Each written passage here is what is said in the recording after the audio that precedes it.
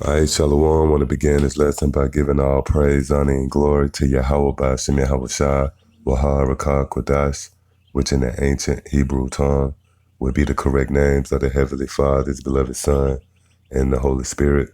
Also, would like to give double honors to my teachers, the head apostles and elders, a great millstone. Much due honors and respect to the sincere brethren out that is also laboring in His work. And as always, want to say shalom to the believers, the brothers along with a few sisters out there that subscribe to this truth as well. So yeah, this lesson right here is going to be yet another sitting centered around pretty much prophecy, all right? We're going to continue in that theme.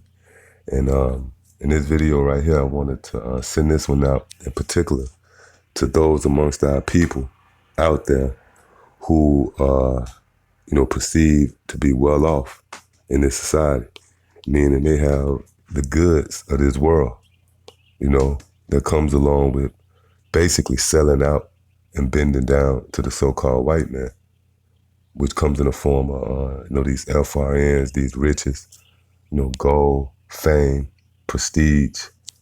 When you consider these rappers, all right, they are parading around with large amounts of money, stunting, as they say, they pretty much have received the benefits of this life, yet they have not known the one and only true power of all heavens and earth, and that would be Yahweh through His Son, Yahushua. Meaning, the things that you receive, the benefits, as it were, on this side, is not going to profit you anything, man. If you don't have the protection of Yahweh Ba'Shem Yahushua coming into the times we're coming into, then guess what? It's not going to benefit you. The goods of this world, the money, the fame, prestige, is going to all fail you in that day. You see? And, those amongst our people who are famous, considered famous, a household name or whatever, well, guess what? They're not going to be exempt from the judgment of Yahweh Ba'Shem Yahushua. In fact, they're gonna feel the brunt of the wrath of Yahweh Ba'Shem Yahushua. Why? Because the Lord pretty much set them up. The Lord raised them up only to bring them down. They're not used to suffering and having needs and wants. Everything that they desire is right at their fingertip. So pretty much the Lord set them up, man. They received the consolation here in this life, which when you go into that word consolation, it pretty much means comfort. They are being consoled by, the money, the fame. Matter of fact, you know what? Since I mentioned that, let's start off with that in the book of Luke, the 6th chapter.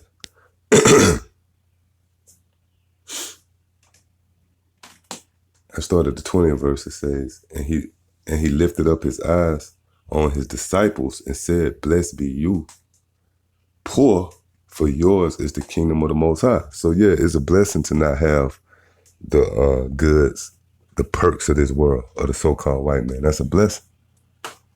Why? Because you will receive your reward in the world to come. You see? It says, "Blessed are ye that hunger now, for ye shall be filled. Blessed are ye that weep now, for ye shall laugh." Yeah, and you notice these rappers, one of their main sayings is, "I'm eating." I'm eating. Well, guess what? It's going to come a time where you're not going to be eating, man. All right? And we're approaching those times. Verse 21. Blessed are ye that, verse 22 says, "Blessed are ye when men shall hate you, and when they shall separate you from their company, and shall reproach you, and cast out your name as evil for the Son of Man's sake. Rejoice ye in that day, and leap for joy, for behold, your reward is great in heaven, for in like manner did their fathers unto the prophets." Verse 24, this is the point. It says, "But woe unto you that are rich, for ye have received your consolation." You see?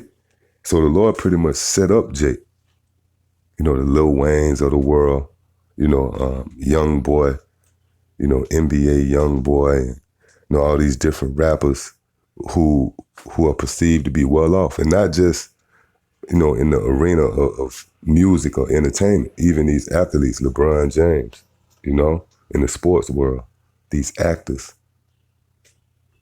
anybody out there amongst Jake, because you was brought over here to serve captivity, man, to be punished. So all of you Jakes out there, when I say Jake, I'm talking about you so-called Negroes, Latinos, and Native Americans. All of those amongst you out there who have received the benefits of this world, and you have not known the Most High, and guess what? That's a curse unto you, man. Matter of fact, this is 2nd Ezra, the 9th chapter. Starting at the 9th verse, it says, "Then shall they be in pitiful case, which now have abused my ways, and they that have cast them away despitefully shall dwell in torments." See? And that's what's coming. That's the only thing you Jakes can look forward to. Torment and being in a pitiful case. All right? Verse 10, "For such as in their life have received benefits and have not known me." Yeah, so what's the good in receiving benefits but not knowing Yahweh Hashem Yahushua? That's not going to benefit you, man. Why? Because your riches cannot profit you in the day of wrath. Let's get that real quick. When the day the Lord Yahweh Hashem Yahushua open up on you people, your riches is going to be obsolete. All right? This is Proverbs chapter 11 and verse 4. "Riches profit not in the day of wrath." See?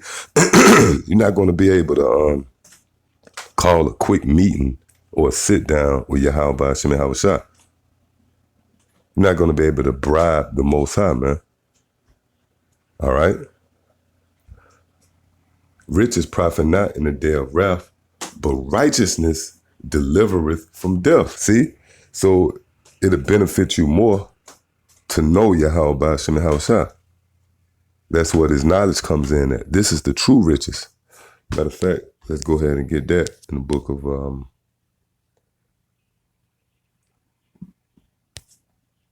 Romans 11 and 33. It says, "Oh, the depth of the riches, both of the wisdom and knowledge of the Most High." See? "How unsearchable are his judgments and his ways past finding out." Yeah, so the depth of the riches, both of wisdom and knowledge of the Most High, those are the true riches.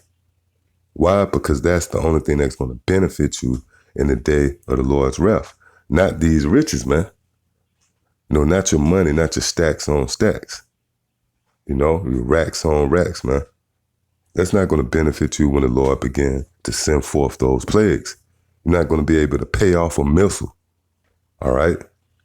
So the Lord set you up. The Lord gave you your consolation here on this side. And that's the beauty of Yahweh Hashem Yahushua. Pretty much the same thing that make you laugh is the same thing that makes you cry, man. So that the things that you put your trust in, which is this money, and to add insult to injury, these stacks that these guys, they post up on Instagram, they show the stacks up to their ear, Well, the irony of that is the so-called white man faces on it, man, the devil. All right? So you showing your trust in Esau. Matter of fact, what's that? Isaiah.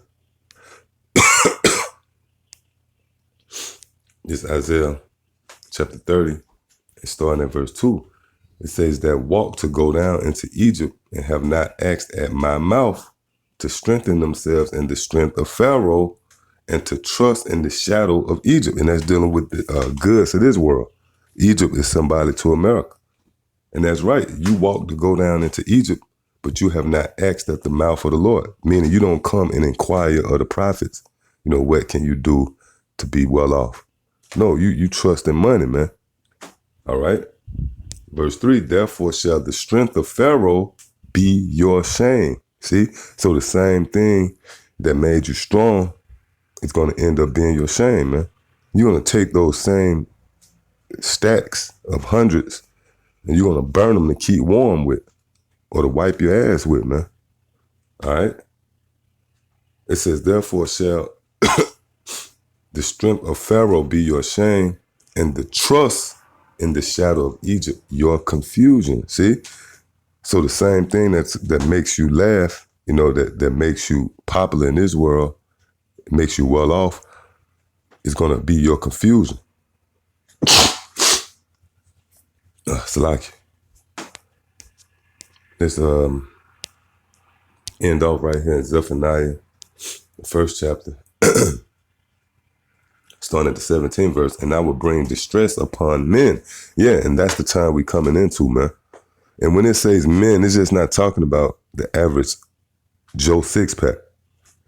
That's talking about all these guys who have some type of prestige in this world. Nobody is going to escape the wrath of Yahweh Ba'ashem Yahawashi. All right? This talking about all men out there, rich, poor, whatever. If you're not numbered amongst that precious number, which is the elect, the Lord is going to bring forth his judgment. All right? It says, and I will bring distress upon men, that they shall walk like blind men, because they have sinned against the Lord, and their blood shall be poured out as dust, and their flesh as the dung. Right, so what it means by dung is you're going to be counted as shit, man. That's what the word dung literally means, shit, you know? Verse 18, neither their silver nor their gold shall be able to deliver them in the day of the Lord's wrath. Yeah, so this is a direct death threat to 2 Chainz, you know, any of these guys out there, you know, oh, you just had the draft. You know, these young boys are coming out of college and they think they made it, man, because they're about to sign them a contract, you know, sign different endorsement deals. Now they feel like they made it. But guess what? None of that money, none of Esau's goods is going to deliver you in the day of Yahweh Ba'ashem Yahawashi. All right? Again, it says, neither their silver nor their gold shall be able to deliver them in the day of the Lord's wrath. Yeah, so this is a direct threat to all of you guys amongst Israel that got it. You know, you got money, fame. That's not going to be able to shield you. That's not going to be a safe haven or a fortress or a refuge in the day of Yahweh Ba'ashem Yahawashi. All right? It says, but the whole land shall be devoured by the fire of his jealousy. Yeah, and that's dealing with America, man. This whole land is going to be consumed. So much so that it's going to be a desert, a wasteland. For he shall make even a speedy riddance of all them that dwell in the land. Yeah, because pursuant to the prophecy, this place is going to be taken out in 1 hour. All right. So yeah, I just wanted to touch on that, Lord willing. It was edifying. To the next time I say shalom.